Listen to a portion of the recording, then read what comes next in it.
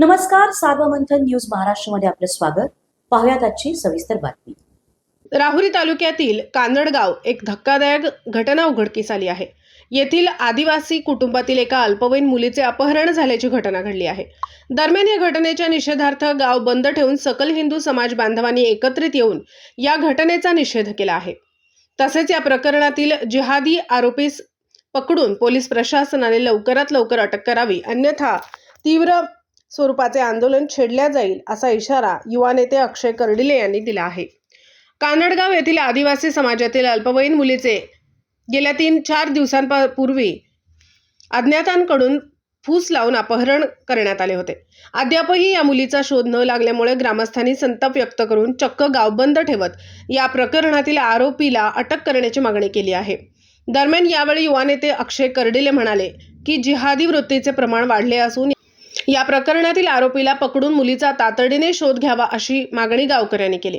यावेळी एकलव्य संघटनेचे योगेश सूर्यवंशी, अहिल्यानगर भाजपा सरचिटणीस अमोल भनगडे, नानासाहेब नागरे, सोसायटीचे चेअरमन सोपानराव गागरे, माजी उपसरपंच डॉक्टर रवी गागरे, माजी सरपंच मधुकर गागरे, उपसरपंच राहुल गागरे, युवा तालुका अध्यक्ष बिपिन ताठे, राहुल दिघे, रोहित दिघे, भागीनाथ बेलकर, ऋषी बांगरे तसेच कानडगाव येथील महिला व ग्रामस्थ मोठ्या संख्येने उपस्थित होते. यावेळी पोलीस निरीक्षक संजय ठेंगे यांच्या मार्गदर्शनाखाली चोख पोलीस बंदोबस्त ठेवण्यात आला होता. सार्वमंथन न्यूज महाराष्ट्र, राहुरी, अहिल्यानगर.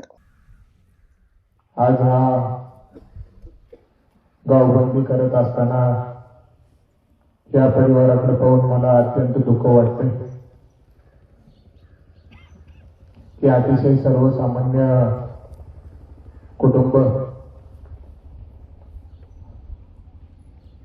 काम करायचं आणि आपलं घर चालवायचं, आपल्या परिवाराला सांभाळायचं, कुटुंबाला संस्कार लावायचे आणि हातावर पोट असणारं कुटुंब.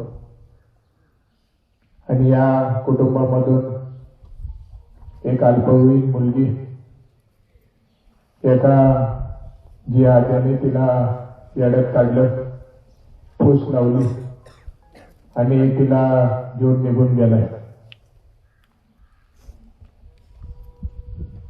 आज या कुटुंबावरती आणि संपूर्ण आपल्या हिंदू धर्मावरती जी घटना घडली त्या सगळ्या गोष्टीची प्रथमतः आपल्या संपूर्ण कानडगाव आणि सर्व आपल्या धर्माच्या विरोधात जे लोक गेले त्यांचा जाहीर निषेध करतो. या परिवाराने त्या मुलीला कसं सांभाळले आपल्याला सर्वांनाच माहिती आहे, आपल्या सगळ्यांच्या डोळ्यासमोर आहे. ती फक्त त्यांचीच मुलगी नाही तर आपल्या सर्वांच्या घरातली मुलगी.